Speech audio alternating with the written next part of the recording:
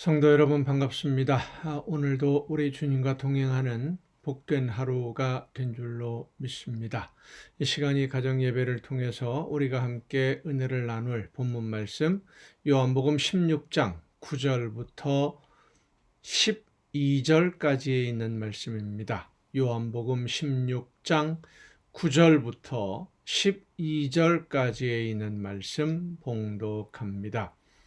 죄에 대하여라 함은 그들이 나를 믿지 아니함이요 의에 대하여라 함은 내가 아버지께로 가니 너희가 다시 나를 보지 못함이요 심판에 대하여라 함은 이 세상 임금이 심판을 받았음이라. 내가 아직도 너희에게 이를 것이 많으나 지금은 너희가 감당하지 못하리라. 아멘. 예수님이 떠나시고 보혜사 성령이 오셔서 사람들이 잘못 알고 있던 문제에 대해서 옳은 것이 무엇인지 진리가 무엇인지를 깨달아 알게 해주신다라는 말씀으로 어제 우리가 함께 은혜를 나누었는데, 성령이 깨닫게 해주시는 첫 번째 주제가 죄에 대한 것입니다. 예수님을 믿지 않는 것이 죄라는 것을 깨우쳐 주신다, 깨닫게 해주신다 라고 예수님이 말씀하시는데, 왜 예수님을 믿지 않는 것이 죄라고 하느냐, 그것이 왜 죄이냐라고 하는 문제를 성령께서 알게 해주신다는 것이지요. 예수님이 나를 대신하시는 제물이 되신 것을 믿지 않으면 죄를 용서받을 수 있는 다른 방법이 사람에게는 전혀 없습니다. 오직 예수님이 나를 대신해서 제물이 되셨다는 것을 믿는 것만이 우리의 모든 죄를 용서받을 수 있는 유일한 방법입니다.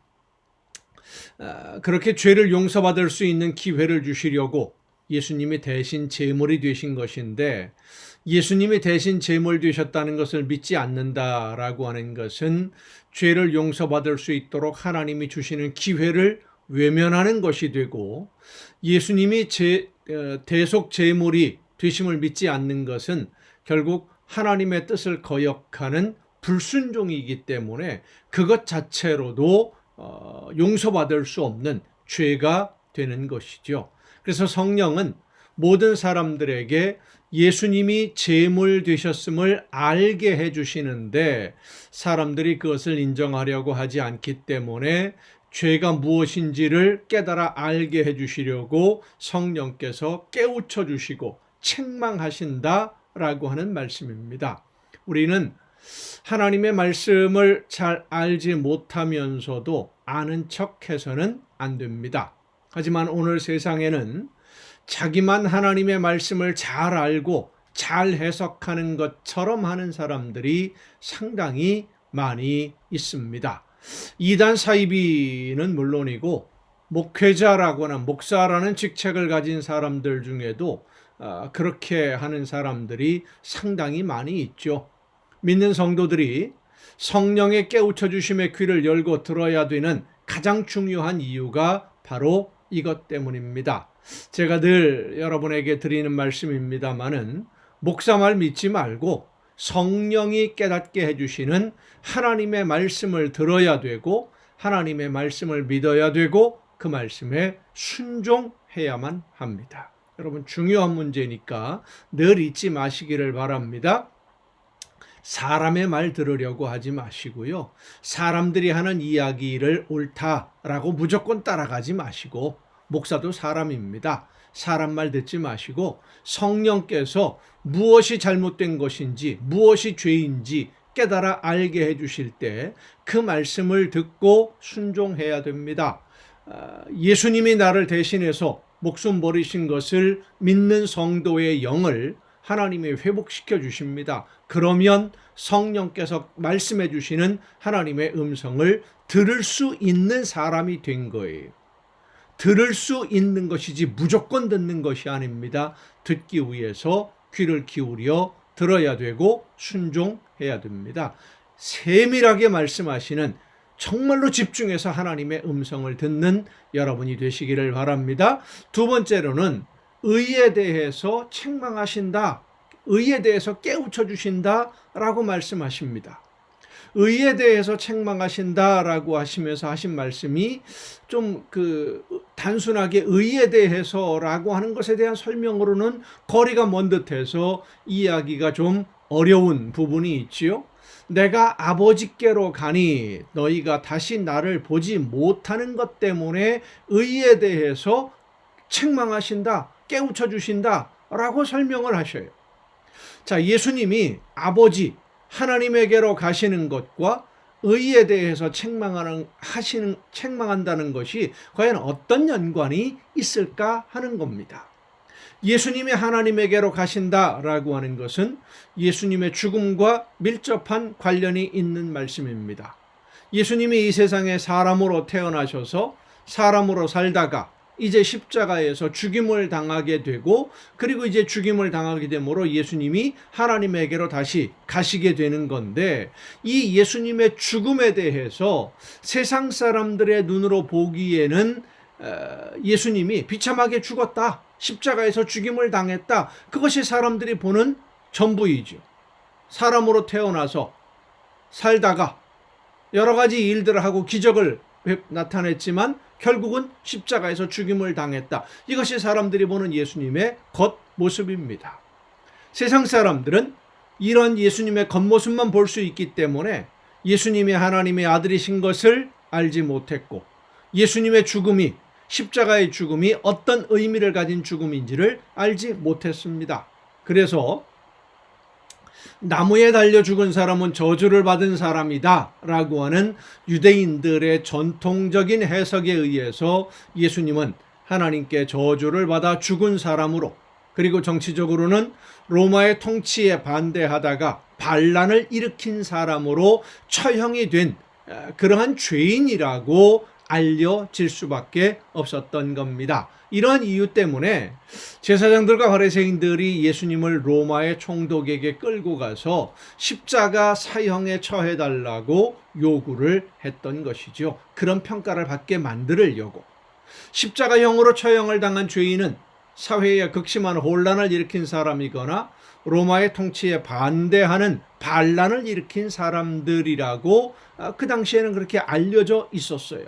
그래서 예수님이 강도들과 함께 십자가에서 처형당한 것에 대해서 제사장들이나 바리새인들은 유대인들에게 예수님이 반란을 일으키려다가 처형당한 사람이다, 하나님께 저주를 받은 사람이다 라고 설명하고 있었고, 유대인들은 그렇게 받아들였던 겁니다. 그런데 예수님의 죽음은 제사장들이나 바리새인들이 설명하는 그런 이유 때문에 예수님이 십자가에서 처형당하신 것이 아니었습니다. 온 세상 모든 사람들의 죄를 용서하기 위해 하나님이 우리를 얼마나 사랑하시는지를 표현하는 사랑의 표현 방식이었고, 또 모든 사람들을 용서하시는 사랑의 하나님이시지만 죄를 절대적으로 그냥 용서하지 않는 의로우신 하나님이시라는 것을 보여주는 사건이 바로 예수님의 십자가 사건입니다. 그래서 예수님의 십자가의 죽음에는 두 가지 중요한 의미를 담고 있습니다. 하나는 하나님의 사랑이 십자가를 통해 용서하시는 하나님으로 나타난 것이고, 또 하나는 죄에 대한 책임을 반드시 물으시는 공의의 하나님이시라는 의미가 동시에 나타난 것이 바로 십자가예요. 사랑으로 용서하시기 위해 외아들을 제물로 주시는 사랑의 하나님이시지만 죄에 대한 대가를 반드시 받으시는 공의로우신, 의로우신 하나님이다 라는 것을 보여주는 것이 바로 이 예수님의 십자가예요. 결국 예수님의 죽으심은 하나님이 말씀하시는 의, 공의가 무엇인지를 보여주는 사건인 겁니다. 예수님이 하나님의 아들이시지만 십자가에서 제물이 되심으로 하나님이 죄를 어떻게 벌하시는지를 모든 사람들에게 보여주시고, 그리고 하나님의 의를 완성시킨 사건이 바로 예수님의 십자가의 죽음이라고 하는 겁니다. 그 의미를 알지 못하는 사람들에게 성령께서 예수님의 죽으심의 의미가 하나님의 의를 완성하는 사건이라는 것을 깨우쳐 주신다라는 것입니다.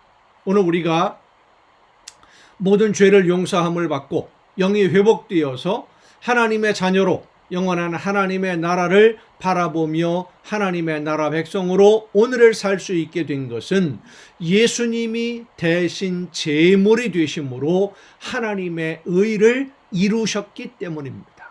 하나님의 의로우심을 만족시켜 드렸기 때문에, 의를 완성했기 때문에 오늘 우리가 죄 없다 인정함을 받고 영이 회복되어서 하나님의 자녀로 살 수 있는 것입니다.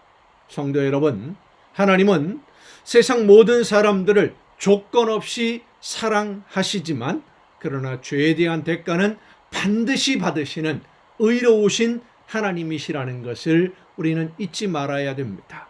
다시는 하나님의 말씀을 떠나 불순종하는 죄에 빠지지 아니하도록 성령께서 우리에게 말씀해 주시는 하나님의 음성을 듣고 그 말씀을 따라 순종함으로 하나님이 기뻐하시는 열매를 맺는 여러분의 복된 삶이 될 수 있기를 간절히 바랍니다. 기도하시겠습니다.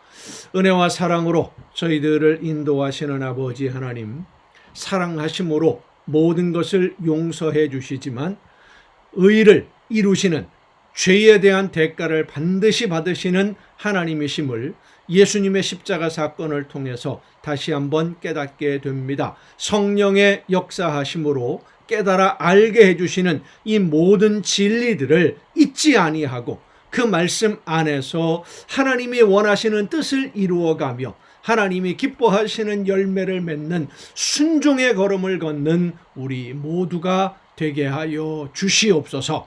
이 모든 말씀을 예수님의 이름으로 기도하옵나이다. 아멘.